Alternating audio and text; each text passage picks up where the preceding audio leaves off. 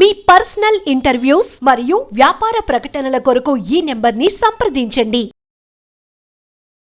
నమస్తే, welcome to మనం TV. ప్రస్తుతం మనతో పాటు ఉన్నారు sun spiritual society founder Vikramaditya garu. సార్తో మాట్లాడదాం. హలో సార్, నమస్తే.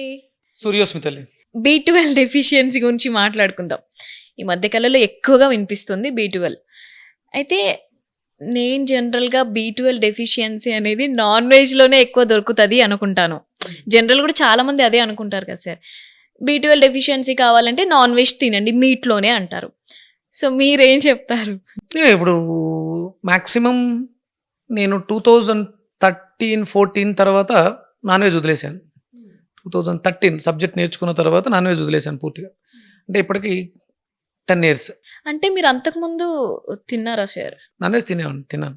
దాని గురించి తెలుసు కాబట్టి ఏముందనేది తెలుసు. చూసిన తర్వాత అర్థమైంది దాంట్లో ఏమీ లేదు అని. 2013లో సబ్జెక్ట్ ఒకటి నేర్చుకున్న తర్వాత దీన్ని విడిచిపెట్టాను. ఇక అక్కడ నుంచి నేను ప్రాక్టీస్ చేసుకుంటూ అసలు ఈ దేంట్లో ఏముందని వెతుక్కుంటూ ఇక్కడ దాకా రావడం జరిగింది. మరి నాకు ఆ డెఫిషియన్సీ ఉండాలి కదా. అవును. నేను అసలు జీరో మీట్. మీరు నా టెస్ట్ చేస్తే, DNA టెస్ట్ చేస్తే మీకు ఎక్కడ నేను నాన్ వెజ్ తింటున్నట్టు, ఆల్కహాల్ తీసుకుంటున్నట్టు ఇవేమి ఉండవు. ఎందుకంటే మానేయటం వేరు, డిటాక్స్ చేసుకోవటం వేరు.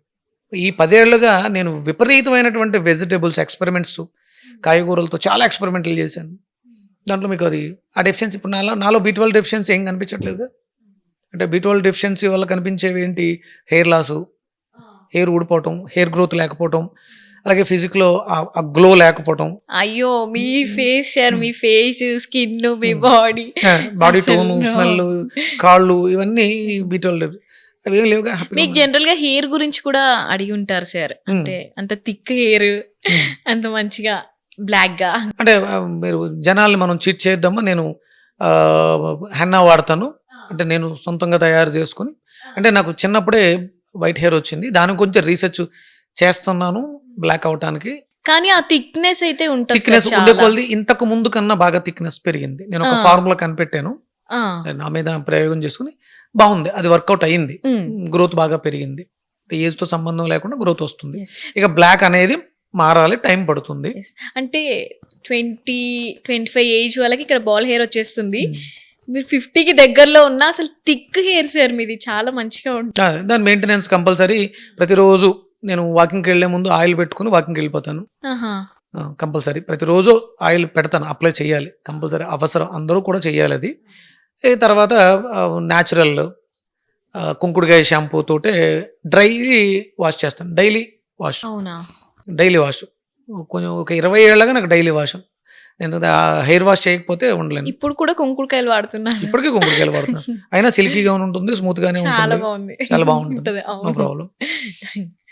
B12 అనేది అంటే జనరల్ గా అపోహ, కేవలం మీట్లో మాత్రమే దొరుకుతుంది అనేది అపోహ. మనకి B12 మన బాడీయే తయారు చేస్తుంది. దానికి ఆ మెటీరియల్ మనం ఇస్తే.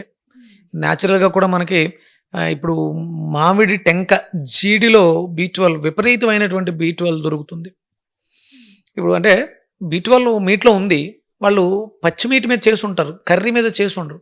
లేకపోతే నాన్ వెజిటేరియన్ కర్రీస్లో B12 ఉంటుంది అని చెప్పి ఉండొచ్చు. మటన్లో అంటే రెడ్ మీట్ లో B12 ఎక్కువ ఉంటుంది. రెడ్ మీట్ మరి ప్రాసెస్ తర్వాత చేసిన తర్వాత ఎవరైనా టెస్ట్ చేసి ఉంటాడా? నాకు ఒక డౌట్ వచ్చింది. ఇప్పుడు విపరీతంగా దాన్ని కుక్ చేయాలి, నార్మల్ కుకింగ్. తర్వాత మరి ఎవరో చేసి ఉండరు, అది బయటికి రాలేదు. అందుకని ఇక్కడ మీకు ఆ B12 కావాల్సినవి B కాంప్లెక్స్ ఫ్యామిలీ మొత్తం మీకు మునగలో దొరికేస్తాయి. B2 B కాంప్లెక్స్ మనకి వంకాయలో అద్భుతంగా B కాంప్లెక్స్ ఫ్యామిలీ దొరుకుద్ది. బీరకాయలో B కాంప్లెక్స్ ఫ్యామిలీ దొరుకుద్ది. ఆఫ్టర్ కుకింగ్ కూడా దొరుకుతుంది. ఇక ఇంకా కావాలనుకుంటే B కాంప్లెక్స్ ఫ్యామిలీ ఈస్ట్ అని మనకి గ్రాన్యూల్స్ బేకింగ్ ప్రొడక్ట్స్ లో వాడతారు. దాంట్లో అద్భుతమైనటువంటి B కాంప్లెక్స్ దొరుకుతుంది. బ్లాక్ ట్రాకెల్, నల్ల బెల్లం, తాటి బెల్లంలో ఐరన్ ఫ్యామిలీ ఉంటుంది. మీరు కలిపే కాంబినేషన్స్, నువ్వులతో కలిపితే ఒక కాంబినేషన్ B కాంప్లెక్స్ ఫ్యామిలీ వస్తుంది. పల్లీలతో కలిపితే బెల్లాన్ని ఒక type of B complex family వస్తుంది. మీరు వండే అంటే ప్రాసెస్లో వస్తుంది, అది పచ్చి దాంట్లో కాదు. మీరు ప్రాసెస్ చేసిన తర్వాత కూడా అద్భుతమైనటువంటి అంటే మీ బాడీలో ఉండాలి B12 అనేది. మీరు బయట నుంచి తీసుకుంటే ఇవాళ వాడేసి వెళ్ళిపోద్ది, మరి రేపు అది ఎప్పటికప్పుడు బాడీ తయారు చేసుకునే విధంగా ఉండాలి. రోజు మాంసం తినొచ్చా అంటే ఇవాళ తినొచ్చేమో, ఇవాళ తిన్నారు, అది తిన్న తర్వాత అది అరగటానికి తీసుకునే టైం ఎంత? 24 hours. ఒక సింహం ఉంది, ఒక జంతువుని వేటాడింది, ఆ రోజు సరిపడా తినేసింది, మళ్ళీ ఒక 2-3 రోజులు అది అక్కడే పక్కనే ఉన్న పొరపాటును కూడా టచ్ చేయదు, ఎందుకంటే తిన్నది పూర్తిగా అరిగేంత వరకు 2-3 రోజులు. అలా ఉంటున్నారా మీరు? లేదు లేదు.